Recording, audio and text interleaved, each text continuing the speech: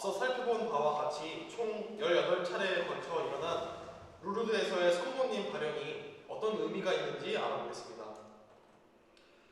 루르드 성모 발현 이전까지 오랜 시기에 걸쳐 성모님의 원죄 없으신 잉태, 즉 무염시태 교의에 관한 갑론을박이 있었습니다.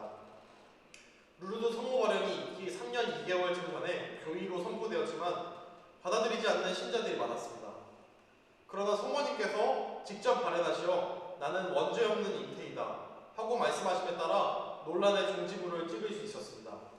그 당시 무염시태 교의에 대해 반기를 들었던 사람들은 빼어난 지식인 계층의 학자들이었으나 오히려 성모님은 가난하고 낮은 자라고 할 수 있는 베르나데트에게 나타나시어 직접 하느님께서는 강한 것을 부끄럽게 하시려고 세상에 약한 것을 선택하셨습니다 라는 코린토일서 1장 27절의 말씀이 정당함을 몸소 보여주셨습니다.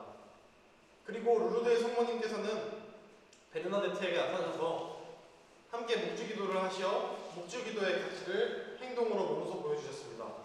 또한 성당을 지을 것을 촉구하신 것을 통해 교회 구성원들이 함께 드리는 기도를 강조하셨고 죄인들의 회개를 직접 촉구하시면서 그것을 위해 기도와 보석을 요청하셨습니다.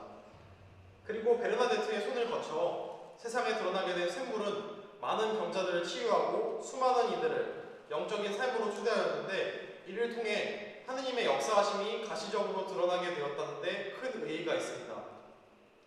한 가지 더 추가해서 왜 원죄 없어진 잉태, 그러니까 무염시태라고 하죠.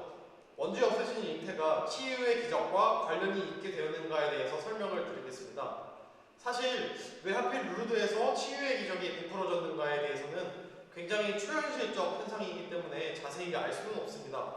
하지만 저희가 추측한 것은요, 성모님의 원죄 없으심이 병이 치유되어 몸이 깨끗해진 것과 연관이 될 수 있지 않을까 생각해 보았습니다.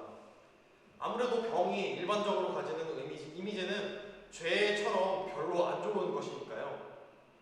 그렇다면 이 성모 발현과 예수님은 어떤 관련이 있을까요? 사실 저희 천주교는 성모님이 아니라 하느님, 예수님을 믿는 종교이지 않습니까? 그런데 왜 수많은 사람들이 예수님이 나타나신 것이 아니라 성모님이 나타나셨을 뿐인데 왜 루르드 같은 성모 발현지에 찾아가는 것일까요? 그렇다면 사실은 그곳에 찾아가서는 안 되는 것이 아닐까요? 하지만 교회에서는 인정된 성모 발현지에 순례하는 것을 허용하긴 했습니다. 그 이유는 무엇일까요? 그것은 성모님을 통해 하느님의 역사가 가시적으로 드러났다고 할 수 있기 때문입니다. 다른 발현들에서도 그 발현의 진실을 증명할 수 있는 표지로서 초자연적인 현상이 동반되었지만 루르드에서는 특히 훨씬 두드러진다고 할 수 있겠습니다. 그해 베르나데트의 손을 거쳐 최초로 세상에 드러난 루르드의 샘물은 많은 병자들에게 치유의 은혜를 가져다 주었을 뿐 아니라 수많은 이들의 영적 삶으로 이끌었는데 사실 이 물은 중요한 영적 의미를 갖습니다. 성경의 여러 부분들을 근거로 하면 물은 부정한 것을 씻어 정결하게 하고 모든 것에 생명을 주며 주님께서 머무시는 곳이라는 특징을 가집니다. 또한 물은 모든 것을 거룩하게 하고 영원한 생명을 가져다주는 토징으로서의 의미도 지닙니다. 그리하여 세상의 한편에 있는 시골 마을이던 루르드는 세계적인 순례지로 거듭나게 되었고요. 오늘도 그곳에서 하느님의 역사하심이 계속되고 있다고 할 수 있겠습니다. 이제 마지막으로 루르드 성모 발현 이후의 상황들과 변화들에 대해서 보겠습니다. 교회는 1862년 이 발현을 공식적으로 인정하였습니다. 그리고 성모님의 말씀하심에 따라 원죄 없이 잉태되신 성모 대성전이 발현 장소인 와사빌레 동굴 바로 위쪽을 제대로 하여 1876년에 건립되고 축성되었습니다. 1882년 의료국이 생겼고 환자들을 위한 병원이 마련되었습니다. 동굴에서 나오게 된 샘물로 몸을 씻으려는 순례자들을 위한 목욕탕이 마련되었습니다.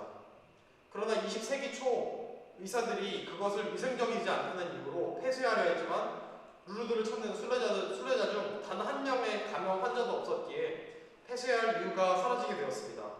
순례자들이 몰려들기 시작한 초기에 목욕탕 안에서 기적들이 많이 일어났습니다. 루르드에는 세계 각국에서 해마다 300만 명 이상의 순례자들이 몰려오게 되었으며 순례를 통해 갑작스럽게 병이 나은 기적들이 5,000건 넘게 보고되었습니다. 몇십 년 전부터 이에 대해 아주 비판적인 성향의 의사협회에서 인정한 기적들만 해도 60건 이상이 보고됨으로써 성모 발현이 과학적으로 설명될 수만은 없는 사건이라는 것을 알 수 있습니다. 발현을 기념하기 위하여 1891년에 루르드의 성모 축일을 2월 11일로 제정하였습니다. 또한 루르드 성모 발현을 직접 목격하고 메시지를 전한 베르나데트 수비루는 1933년 12월 8일 원주에 없으신 성모 마리아 대축일에 교황 비오 11세에 의해 시성되었습니다. 루르드 성모 발현 파트를 마무리하면서 나누고 싶은 이야기가 하나 있는데요.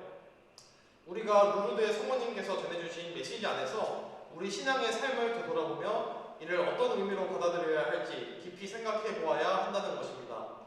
우리는 살아가면서 물질적, 정신적인 안락함을 떨쳐내기 쉽지 않고 그러면서 마음은 더욱 이기적인 것을 향하게 됩니다. 신앙생활에 있어서도 우리는 외적인 현상에 매달리며 거기에 만족하고 안주합니다. 성모님께서 삶으로 보여주시고 말씀하신 것처럼 진정한 마음과 생각으로 그리스도께 가야 합니다. 그리하여 루르드의 성모님께서 우리에게 말씀하셨듯이 예수님을 우리 삶의 중심으로 모실 때 회개는 매일매일 일어나는 은총의 삶으로 우리를 이끌어 가실 것입니다.